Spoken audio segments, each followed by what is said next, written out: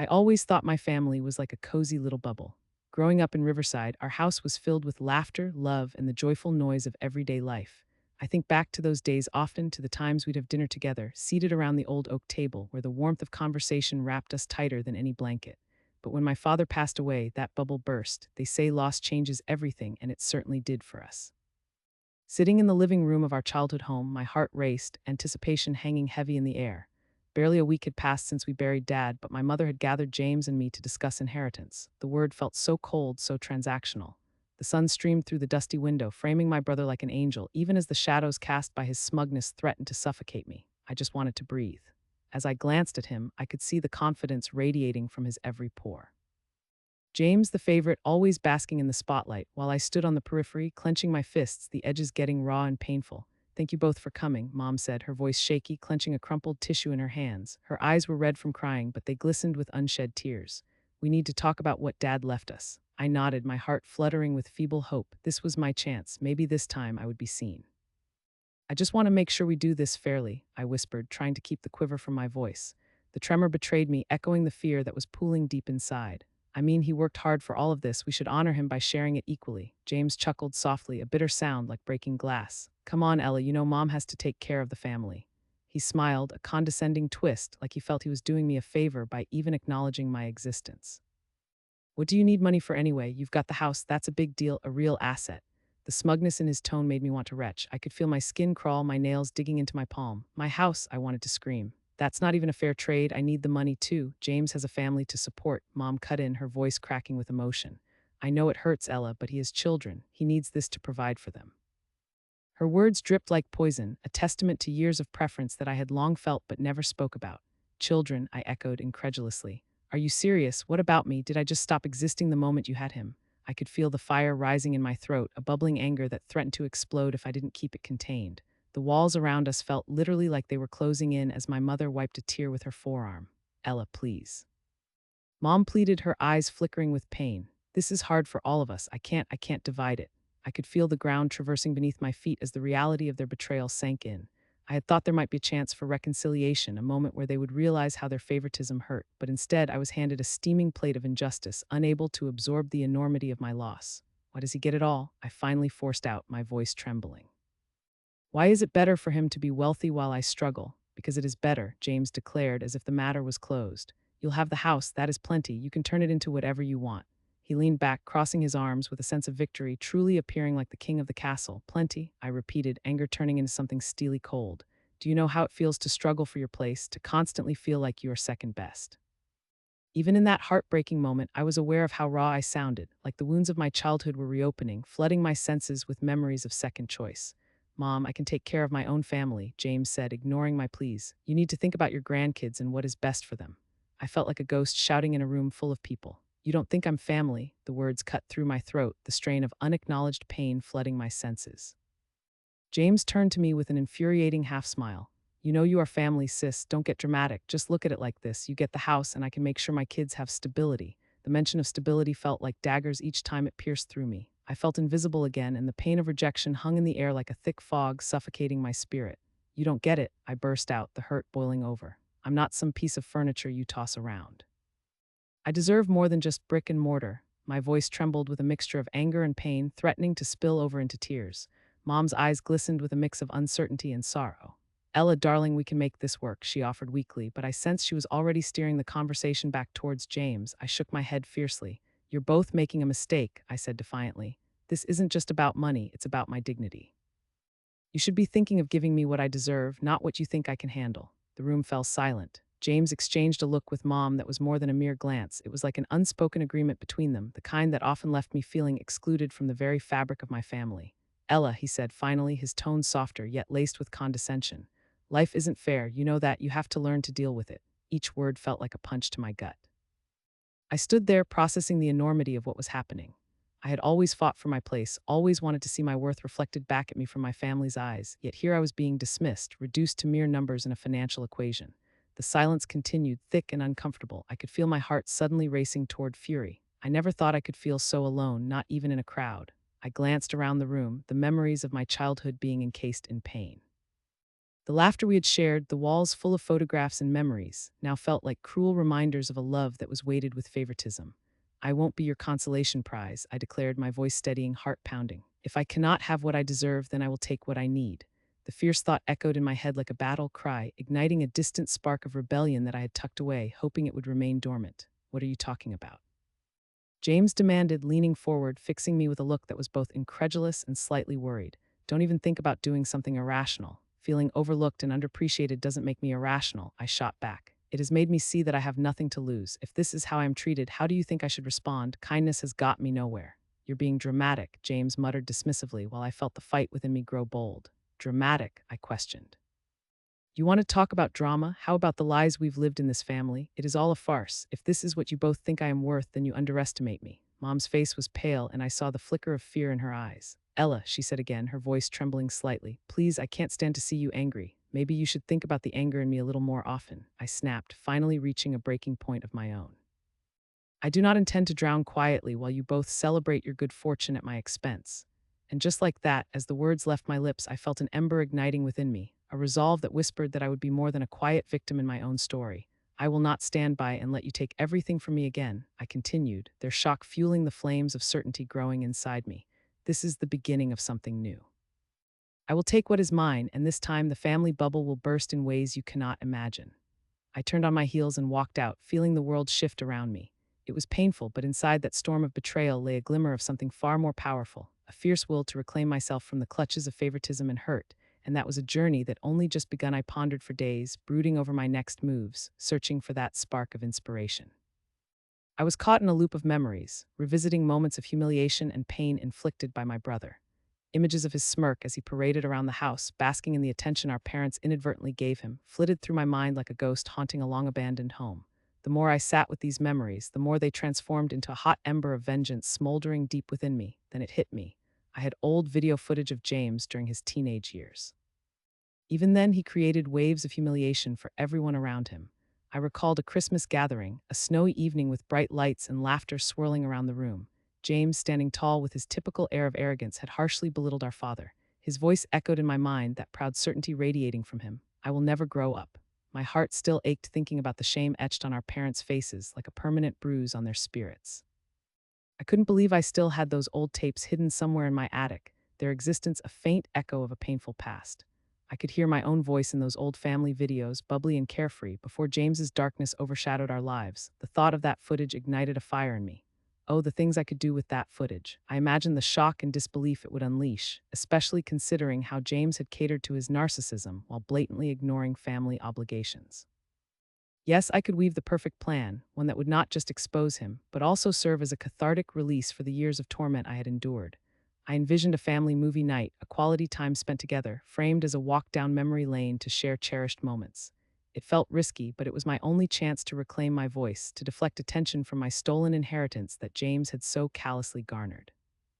I texted everyone, our parents, cousins, aunts, uncles, inviting them over to see these long-lost cherished moments. Come over this Saturday, let's relive the good old days. I found some amazing footage. I hit send before second-guessing myself. The trap had been set, and now all I could do was wait. As the date approached, my heart pounded like a runaway train in my chest. Each day was another dance with anticipation, a buildup of nervous energy mixed with excitement. Then came the evening of the movie night. The sun dipped below the horizon, casting a warm golden glow across the living room as shadows began to creep in. The air was tinged with the nostalgic scent of popcorn as I set up the projector, my hands trembling slightly with adrenaline. I arranged the chairs in a semicircle, envisioning the faces of my family, their laughter and cheers. Yet beneath that facade of family harmony, I could feel a weight pressing down as if I was holding tension in a tightly wound spring, ready to snap. As the doorbell rang, I took a deep breath, pushing down my unease. Family members began flooding in, their smiles bright and eyes twinkling with excitement. I forced a smile, welcoming them eagerly, even as my stomach stirred with butterflies. Hey everyone, so glad you could make it, I chirped, trying to mask my turmoil. The living room filled with familiar faces, echoes of laughter bouncing around like music notes. I could already sense the brewing tension in the air, an undercurrent of unspoken questions and doubt lying beneath the smiles. Once everyone settled in, I dimmed the lights, the soft flicker of the projector casting a dreamy glow across the room. My heart raced as I inserted the first tape, a click echoing in the almost silent room as nostalgia filled the space. The first scene opened on happier days, capturing our family at the beach, sun-kissed and joyful.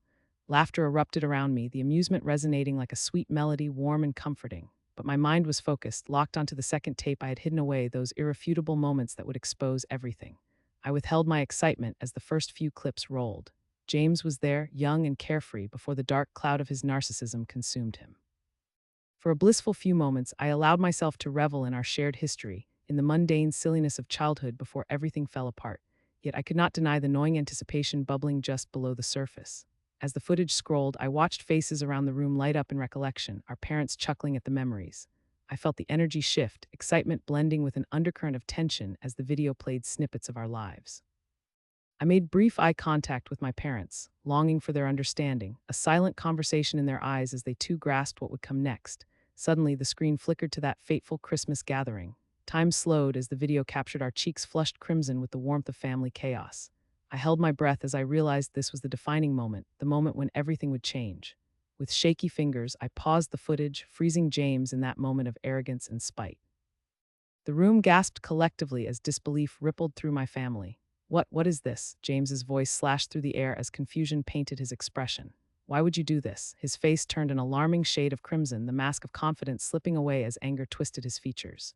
You ruined the entire point of tonight. I could hardly contain the fire roaring to life within me, each word from my mouth dripping with emotion. You ruined my life when you took everything.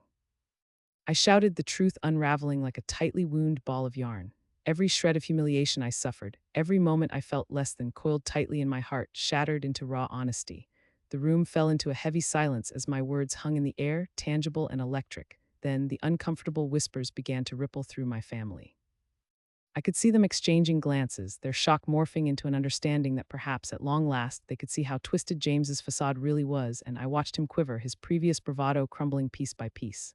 You don't understand, that was years ago, he stammered, attempting to claw back at what he'd lost. You can't just bring that up like it matters now. I'm a different person. There it was, the desperate plea of a cowardly coward caught in the light of truth.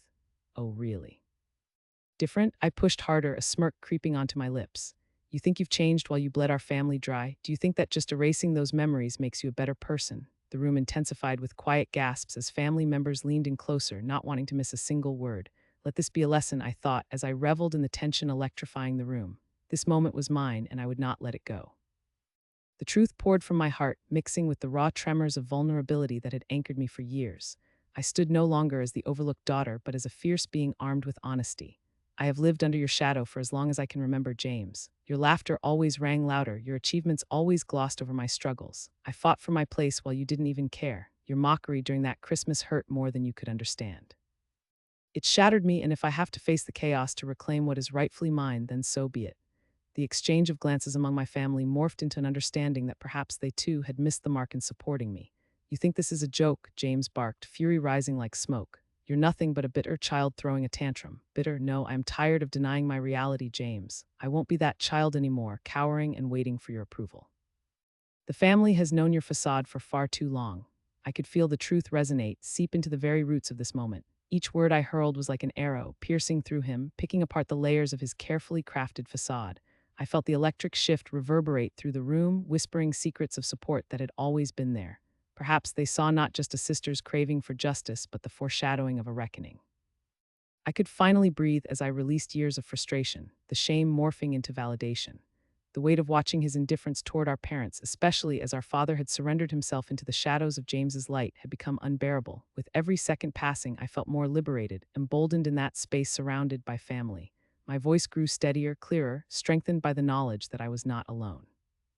Even if his mask cracked, the family would band together to cultivate the truth, even if it meant going against the golden boy. Hold on, James, Mom spoke softly, her voice a stark contrast to the tension in the room. You've hurt us all. We never acknowledged it, but it's time we talked about the pain you caused.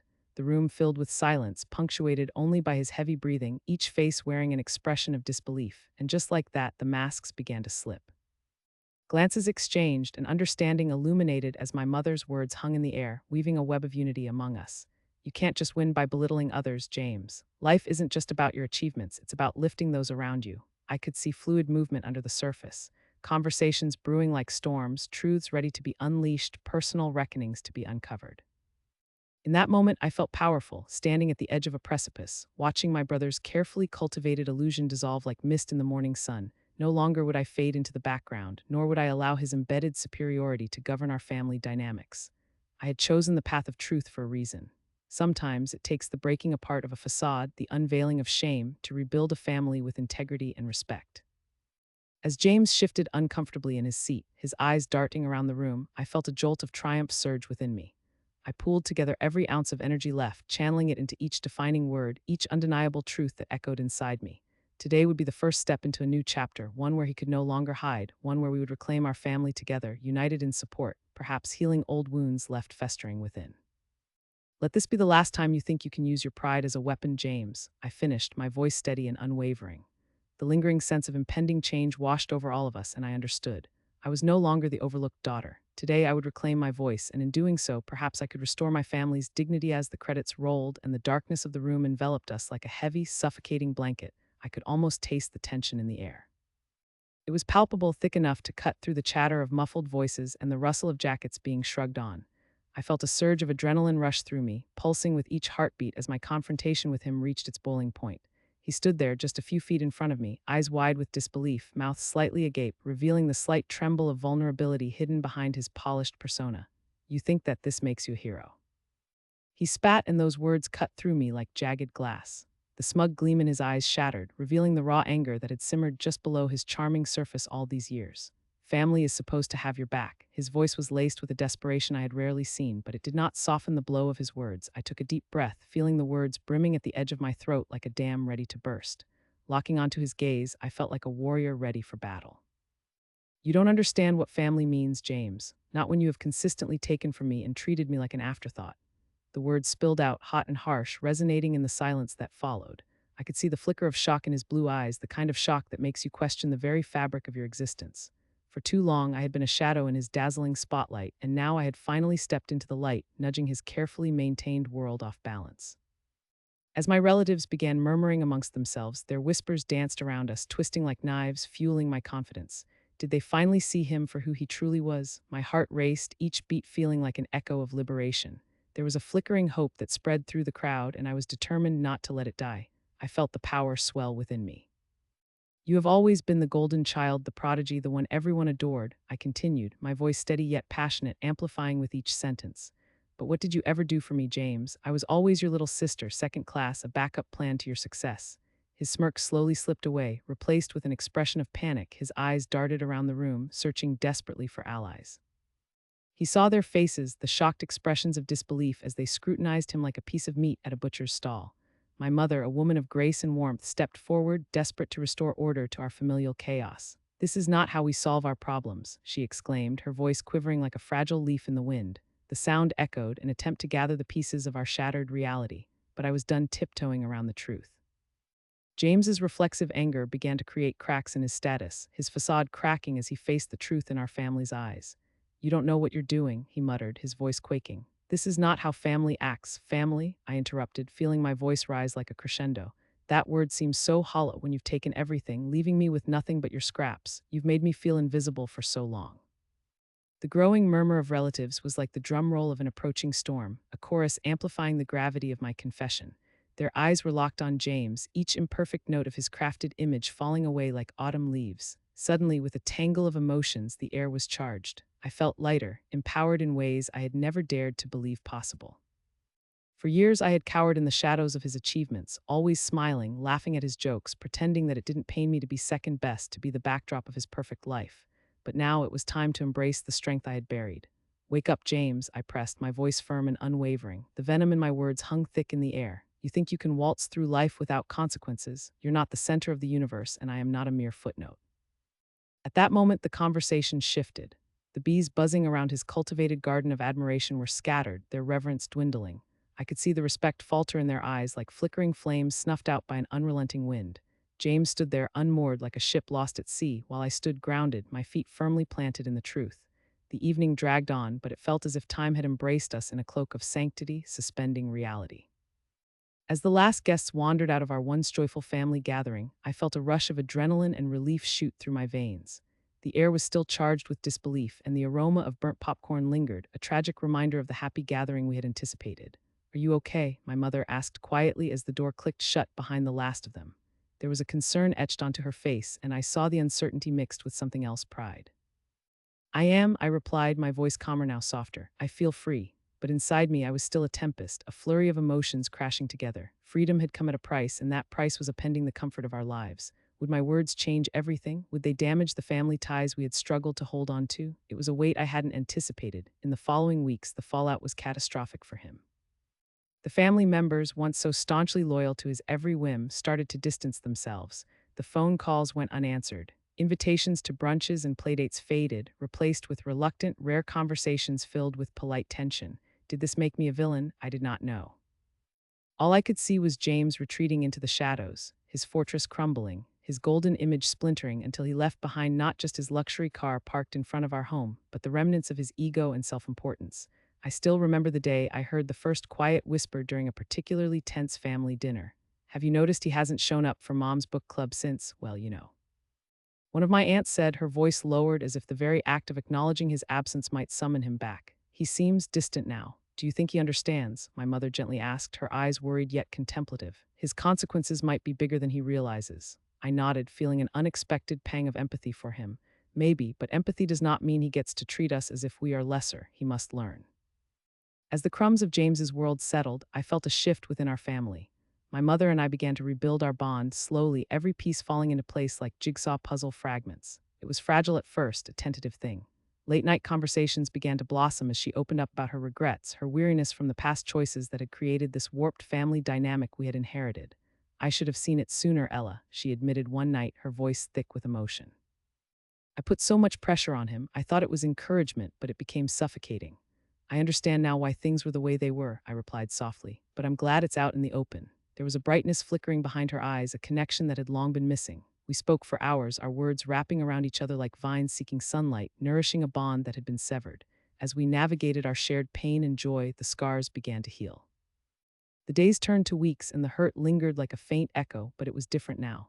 I felt steadier, more confident in my actions and perceptions. I learned to own my voice, to carry it like armor into battles yet to come. I had faced the truth of my past. I would never let myself be pushed into the shadows again. James may have fled in search of solace, but I had finally found my place in this family narrative, ready to write my own chapters free from his shadow. I had ignited a change that spiraled from one courageous moment, and that was worth every sacrifice. The storm had passed, leaving me with a clear path ahead, and I was determined to walk it boldly, shoulder to shoulder with my fiercely rebuilding family. Our healing bypassed the cracks that had formed during the golden years of favoritism. I stood in the living room, feeling the air shift around me, almost palpable with promise. Each step felt lighter as I moved slowly through the house that had once felt like a stranger. The golden sunlight poured in through the large windows at the back, casting long shadows that danced along the walls, almost as if the house were coming alive, welcoming me back. The aroma of fresh paint mingled with the faint scent of roses from the garden outside, which I had tended to in secret since the settlement. It was therapeutic, each petal and leaf a therapy unto itself. This is home, I whispered to the empty room, the words tumbling from my lips like a prayer. It was a house that held shadows of memories I had tried to erase but could never fully forget.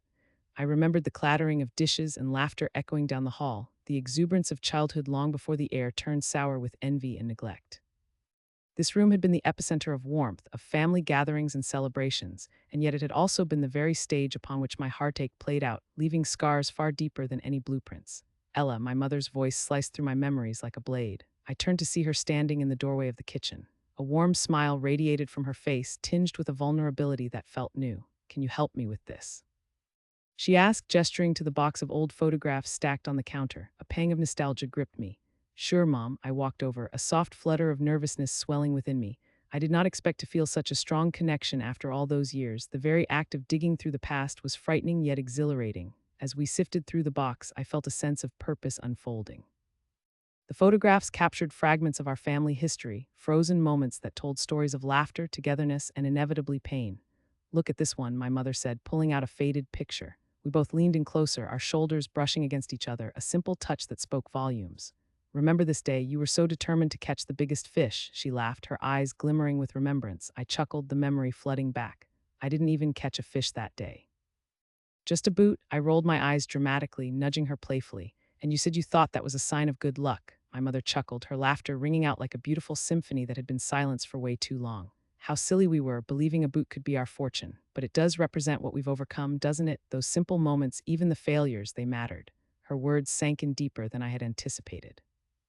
The weight of the past began to lift with each shared story, unveiling the delicate fabric of our shared existence. I'm sorry for how things went between us, I said, my voice barely above a whisper. I thought that if I distanced myself, it would hurt less, but instead it just created this larger gap. Mom's gaze fell, and I watched her swallow hard. I was so focused on trying to protect James that I lost sight of you. It was never my intention to hurt you, Ella. You deserved more than what I gave you. Those words struck deep. A mixture of sadness and relief washed over me like a tide lapping at the shore, nudging away the sand and revealing the stones beneath.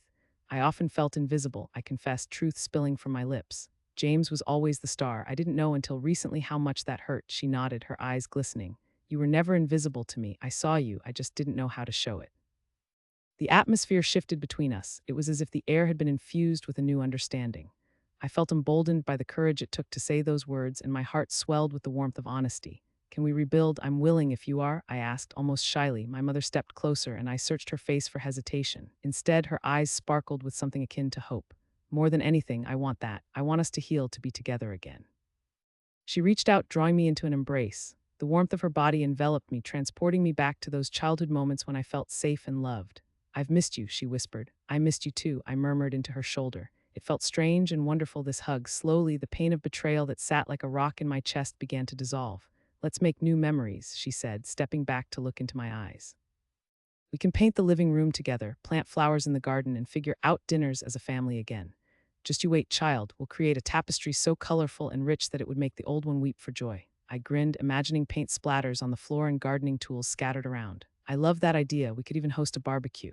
A barbecue, and we must invite your brother and his family. We need to mend all of those broken fences. A quiet moment followed, heavy with unvoiced thoughts and the unanswerable questions of the past. Would he respond well to the shift? Was he even receptive to the idea of family reconciliation? I swallowed down the uncertainty.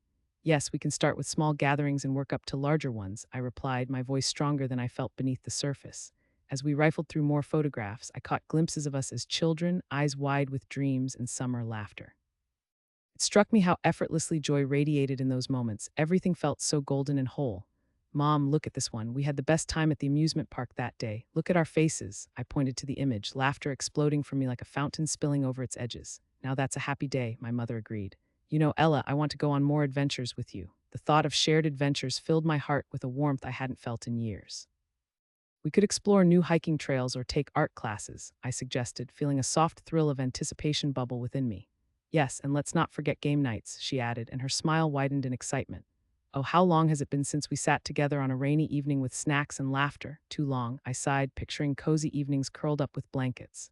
Healing was never just about undoing pain, it was about building anew, cultivating relationships within layers of old scars. As dusk settled outside, casting a serene golden light throughout the room, I found myself leaning against our old wooden table, feeling content like never before. The house sang stories with every creak of the floorboards beneath my feet, reminding me that our legacy was not just about our past errors, but also about how we chose to evolve. I wanted to create a narrative that broke the cycle of neglect, a place where love could flourish, unfurling itself like the first blooms of spring after a long winter. I believe we can do this, I whispered, half to myself, half to my mother. I felt as if the universe had shifted, revealing paths previously left concealed. Occasionally, I glimpsed shadows of my brother darting through the corners of my mind. Had he truly changed? Was there hope for mending with him as well? I would grasp onto that hope tightly. With every laugh and every moment shared that evening, we stitched a quilt of memories, layer by layer, pulling apart the seams of our past and knitting anew.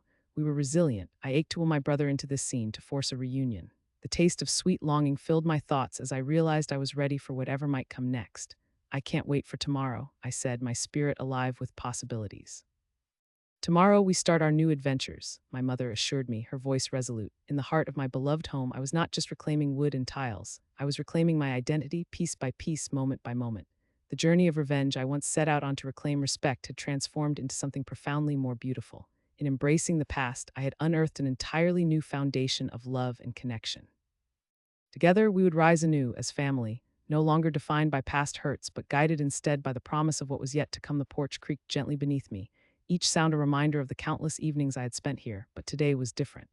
Months had passed since James had walked away, his footsteps echoing in my mind like distant thunder. That stormy confrontation seemed like a lifetime ago. a moment when everything changed yet left me standing in a place filled with potential.